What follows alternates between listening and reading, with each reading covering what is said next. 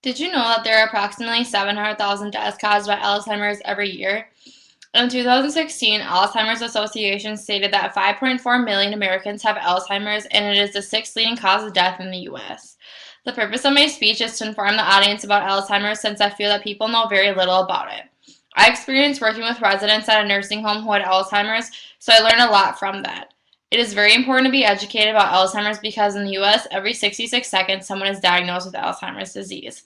Today I will discuss what Alzheimer's disease is, the symptoms and diagnosis of the disease, the risk factors, and treatment options of Alzheimer's disease. So, Alzheimer's disease is a progressive disease that destroys memory and other important mental functions. According to the National Institute of Aging, it was identified over 100 years ago.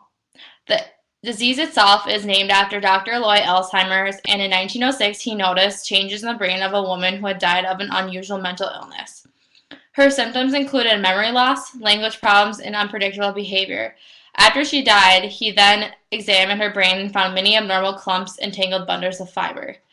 Those abnormal clumps and bundles of fiber are considered the main features of Alzheimer's disease. So damage to the brain starts a decade or more before memory and other cognitive problems appear. During the preclinical stage of Alzheimer's disease, people seem to be symptom-free, but toxic changes are forming in the brain.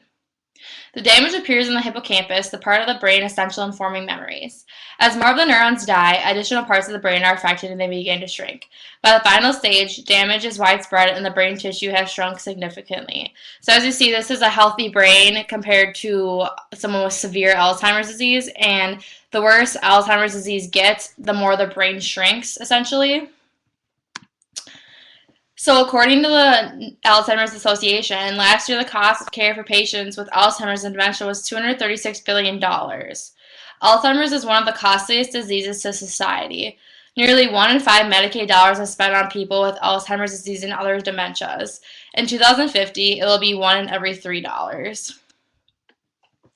It is very important to be able to recognize the symptoms of Alzheimer's disease and seek appropriate medical attention. So now I'm going to talk about the symptoms and diagnosis of Alzheimer's disease.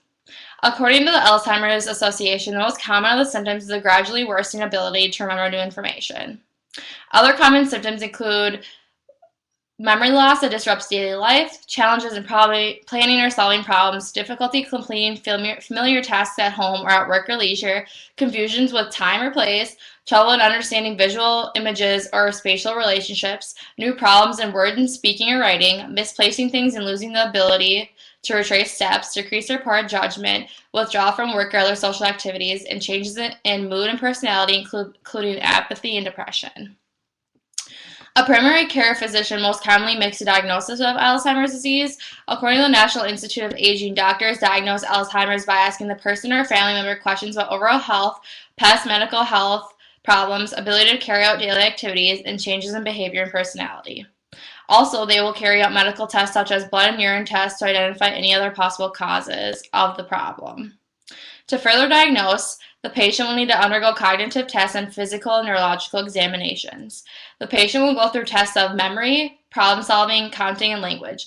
After those tests, the patient will then undergo brain scans such as a CT scan, MRI, or a PET scan to rule out other possible causes for their symptoms. Although Alzheimer's is uncurable, there are many treatment options available. There is pharmacological treatment and non-pharmacological therapy for Alzheimer's. Pharmacological treatment includes medications that temporarily improve symptoms by increasing the amount of chemicals in the brain. The effectiveness of these drugs varies from person to person. Non-pharmacological includes therapy such as art therapy, activity-based, but this therapy has no medication. According to the Mayo Clinic, Alzheimer's disease medications and management strategies may temporarily improve symptoms. This can sometimes help people with Alzheimer's disease maximize function and maintain independence for a little while longer. In 2015, more than 15 million Americans provide unpaid health care for individuals with Alzheimer's, which is equivalent to 18.1 billion hours of unpaid care. Some people can't afford to get actual help for their family members and have to take care of them instead, which results in a lot of unpaid care in the U.S. According to the Mayo Clinic, the risk factors of Alzheimer's are age, family history, and genetics. People who have Down syndrome, sex and specifically females, they are at greater risk since they live longer than men, mild cognitive impairment, past head trauma, lifestyle and heart health, and lifelong learning and social engagement. As you see, Alzheimer's is a very common disease that people suffer from in the U.S. There is medical help available to help diagnose and give treatment for people with Alzheimer's. It is important to be educated and informed about Alzheimer's disease because this disease itself kills more than breast and prostate cancer combined.